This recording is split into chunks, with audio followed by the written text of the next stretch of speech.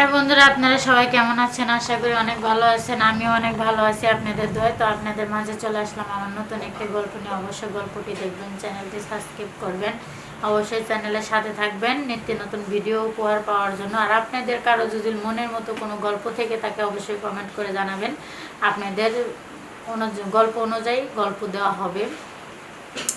তো যাই হোক, আমার জীবনে কি এমন হইলো আর কি এমন ঘটলো আর কি এমন ঘটেছে, কি এমন নিজের মানে বুদ্ধিজ্ঞান থাকা অবস্থায়, বোঝা অবস্থায়ও নিজের মনে কোন পরিস্থিতির শিকার কারণে আমার করতে হয়েছে, সেগুলো যদি আমি বলি, আমার লাইফ হিস্টোরি যদি বলি, সেগুলো শুনলে আপনাদের মনে করেন যে চোখ কপালে উঠে যাবে। আসলেই যে আমি কি বলবো দুঃখের কথা,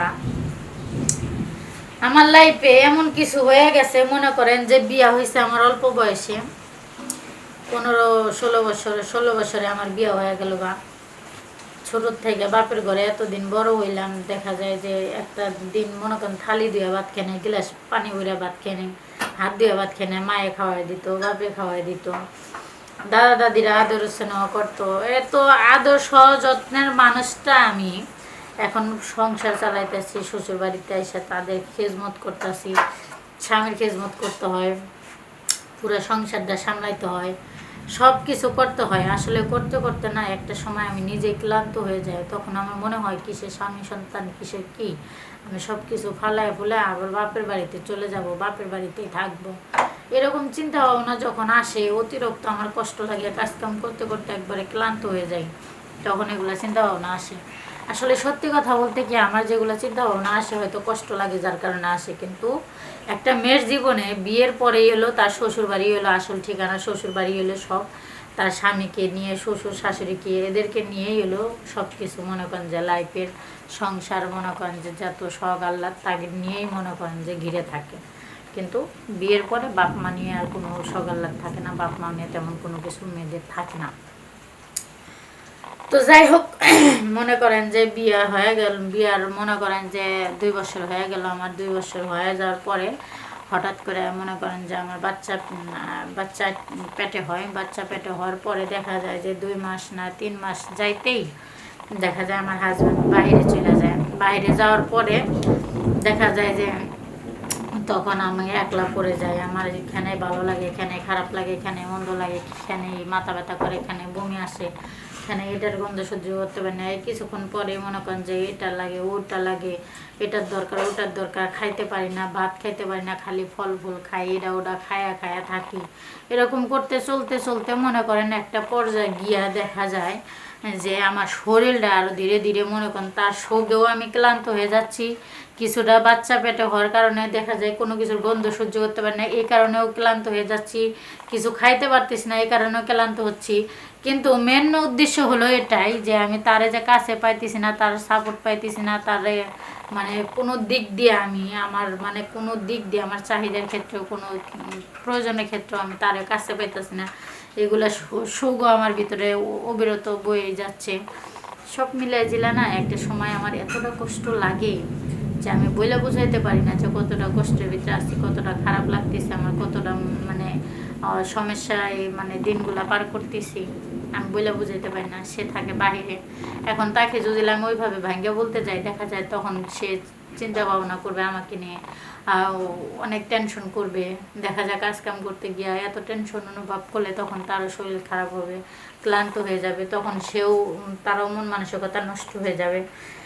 তো দুইজনে যদি 2 দিক থেকে অসুস্থ হয়ে পড়ি, তাহলে আমাদেরকে দেখবে কে, আমাদের সংসারটা চালাবে কে, কে কীভাবে কী করবে।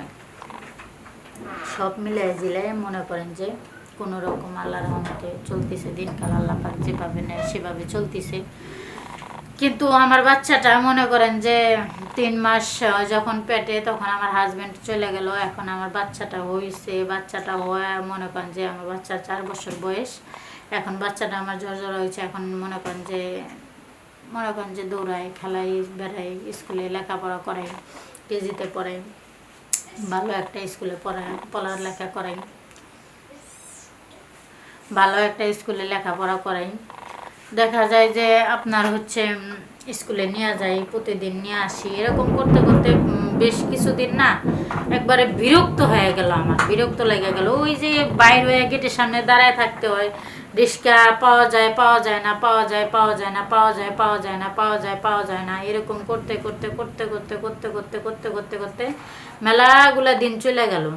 কিন্তু সত্যি কথা বলতে কি, আমার যে আর কোনো কিচ্ছু ভালো লাগে না, আমার যে কোনো কিচ্ছু মাথায় কাজ করে না, এটা আমি আর কাউরে বইলা বুঝাইতে পারি না।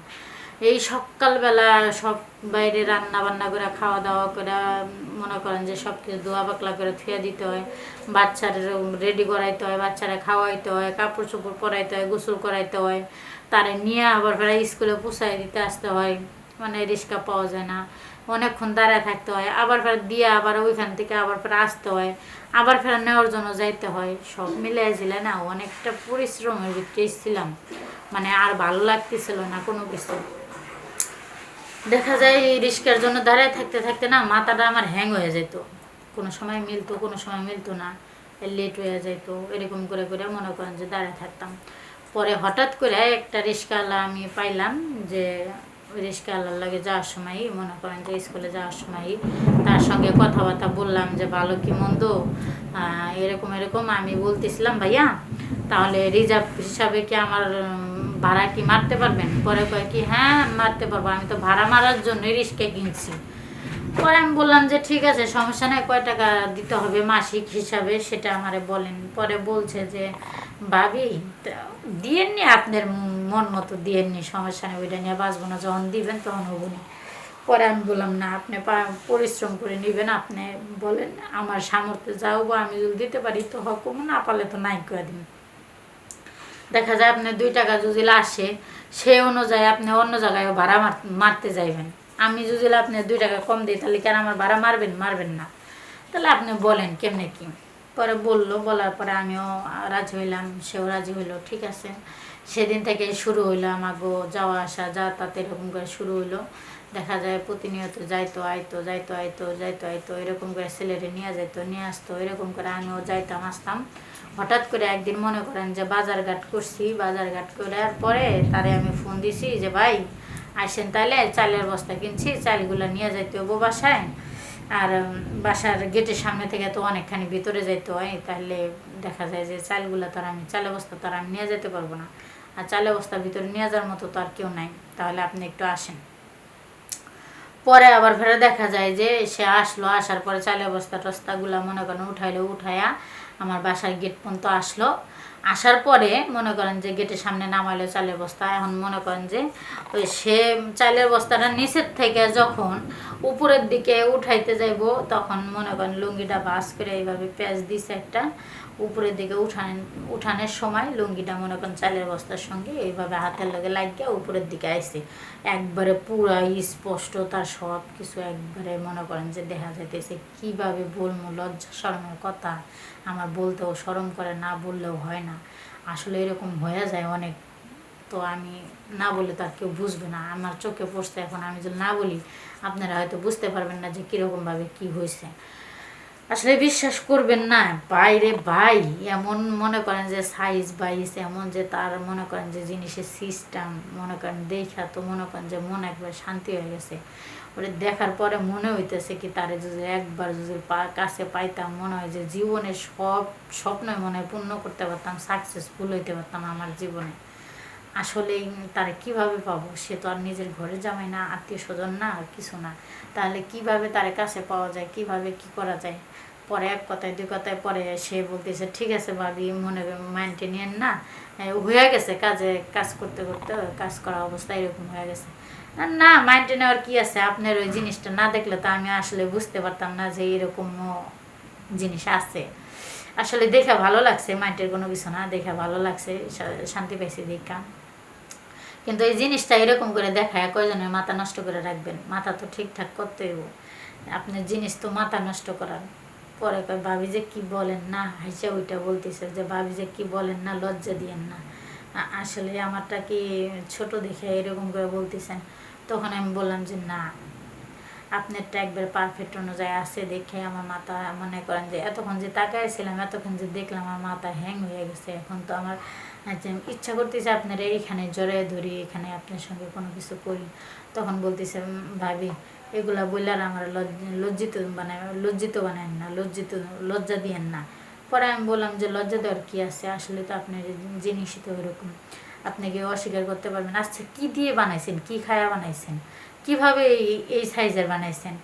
কই ভাবি এটা হ্যাঁ আল্লাহ পাকের তরফ থেকে আমারে দান করছে, অমুক সমক এটা সেটা বললো। বলার পরে চালের বস্তাটা নিয়ে আমার ঘরে আসলো। আসার পরে আমারে বলতেছে যে ভাবি তাহলে আমার 1 গ্লাস পানি দেন, আমি 1 গ্লাস পানি খাবো। তখন আমি বললাম ঠিক আছে আপনি বসেন, খালি পানি খাবেন কেন, একটু নাস্তা রাস্তাও করে যান। তখন আমি তারে মনে করেন যে বিস্কিট টিস্কিট খাইতে দিলাম। বিস্কিট মিস্কিট খাইয়া দেয়া মনে করেন যে সে পানি খেলো। পানি খাওয়ার পরে কইতেছে যে ভাবি তাহলে আমি যাই। তখন নিজের থেকে আমি বুকের কাপড়টা সরিয়ে দিলাম। দেওয়ার পরে সে আমার ফিগারের দিকে এক নজর তাকায়, সে আর নিজেরে কন্ট্রোল করতে পারে না। তার এতটাই উত্তেজনা, সে নিজেকে নিজে কোনোভাবে কন্ট্রোল করতে পারলো না। পরে মনে করেন নিজের থেকে সে আমার জড়ায় ধরলো। ধরার পরে সেখানে আমার শোয়া ইচ্ছা মতো মনে করেন আমার লাগে শারীরিক সম্পর্ক করে ফেলাইলো। আর এমনভাবে শারীরিক সম্পর্ক করলো মনে করেন যে আর 6 মাস যদি আমি যদি নাও পাই, 6 মাস যদি শারীরিক সম্পর্ক কারোর সাথে নাও করি, তাতেও আমার মনে করেন যে কোনো দুঃখ থাকবে না, আক্ষেপ থাকবে না। আমার মনে করেন যে 6 মাসের খোরাকি আইসে গেছে গা। তো যাই হোক, আমার জীবনে রিস্কাওয়ালার সঙ্গে যেগুলো হয়েছে, যেগুলো করছি, আর রিস্কাওয়ালার মানে পরিস্থিতি দেখা আমার মাথা হ্যাং হওয়ার কারণে দেখা যায় নিজের থেকে আমি এই আগ্রহ হয়ে যে কাজটা করলাম। এরকমও অবশ্যই কোনো মেয়েরা, কোনো ভাবিরা, কোনো আপুরা কেউ করবেন না। সবাইকে রিকোয়েস্ট করে বলতেছি, এগুলা করলে দেখা যায় আপনাদের এই জীবনের মনে করেন যে ভবিষ্যৎ নষ্ট হবে, আপনাদের দুর্নাম হবে, ব্যাকগ্রাউন্ড নষ্ট হবে। দেখা যায় আপনার সংসারও টিকবে না, মান সম্মান থাকবে না, সমাজ জামাতে চলতে অনেক কষ্ট হবে। তো সবার কাছে রিকোয়েস্ট করে বলি, আমার মতো ভুল কাজ কেউ করবেন না। সবাই সঠিক পথে চলবেন, সবাই সাবধান হয়ে থাকবেন, সবাই ভালো থাকবেন। বাই।